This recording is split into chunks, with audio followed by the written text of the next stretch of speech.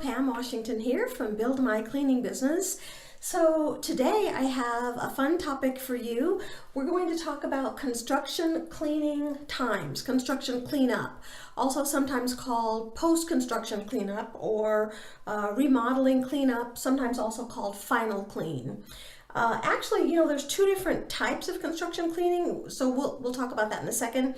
But to sort of introduce the topic, what I wanted to say is that I got a question. Somebody said to me, what is a reasonable time or timeline for getting a construction cleanup job done? And so that sort of sets the framework for today's lesson.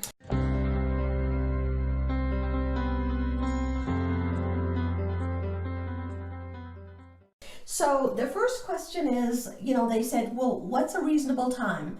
And so I have sort of four major points that I'm going to cover in today's lesson.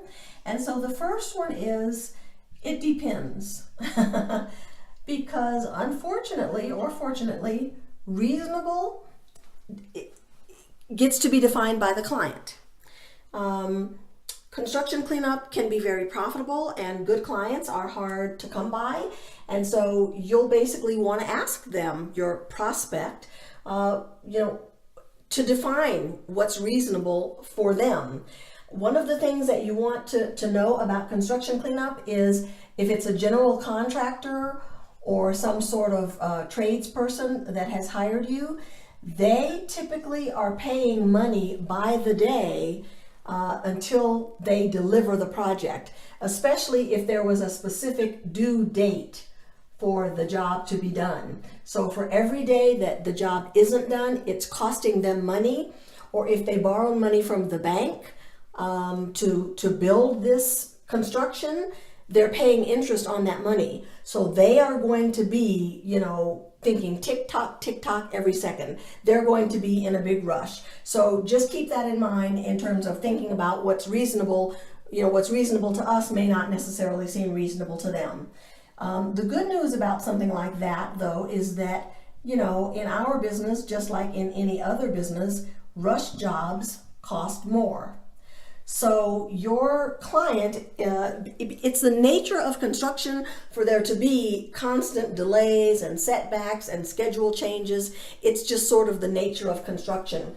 So one of the things that you want to do is that you want to make sure that you are in constant communication with your prospect as the date that's been set aside for you to start gets closer and closer. You want to be talking to that person on a maybe daily basis for, like I said, as you get closer and closer to the start date to find out how things are going. Have there been some delays?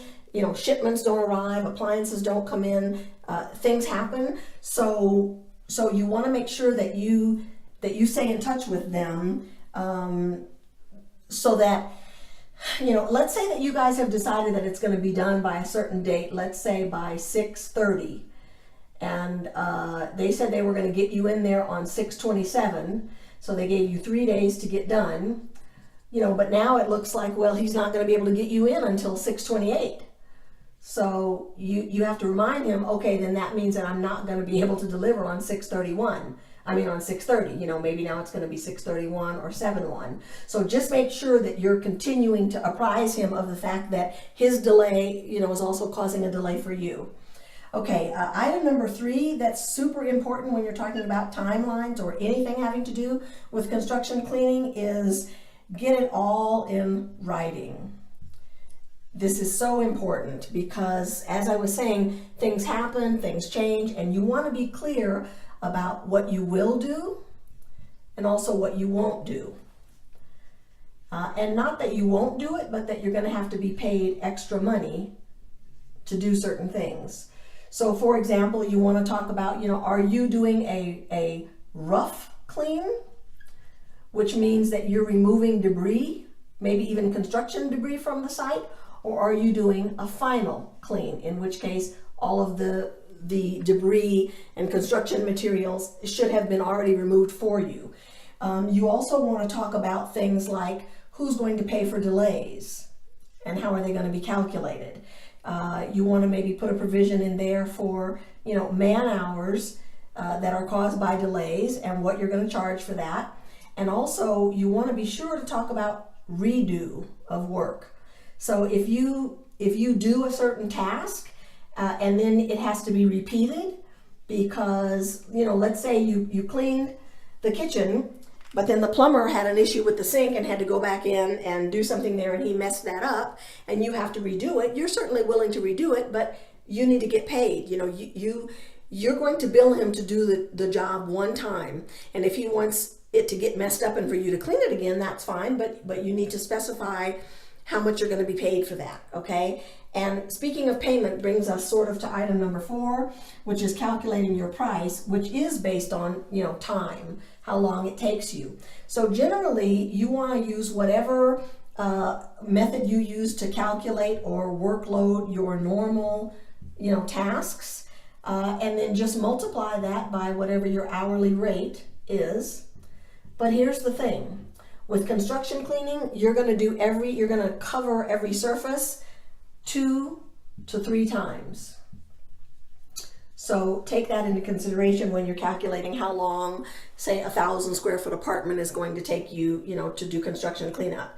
Because the 2 to 3 times are you're going to have to vacuum the area, and then you're going to have to do what we call wet dust. Dust with chemical, with solvent, with water, with something. Any kind of feather dusting or dry rag isn't going to work. Construction cleanup, dust and debris is really, really fine, and so you're going to have to wet dust it once or maybe even 2 times. So when you're calculating your pricing, just keep that in mind because one of the primary determinators of what you're going to charge is how long it's going to take you.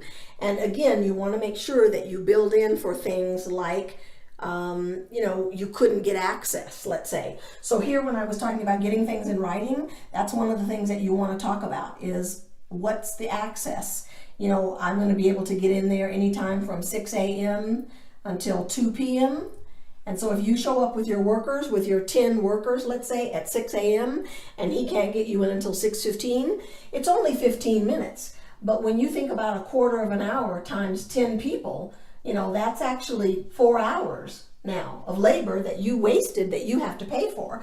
So it's super important that you get all the details about who's going to do what, when, where, and how in writing when you're calculating your construction cleanup times. So that is the answer to the question. I couldn't tell you what was reasonable, but I gave you the tools that you need in order to determine what's going to be reasonable based on your prospect situation. So that will be a help to you, and that is all for now.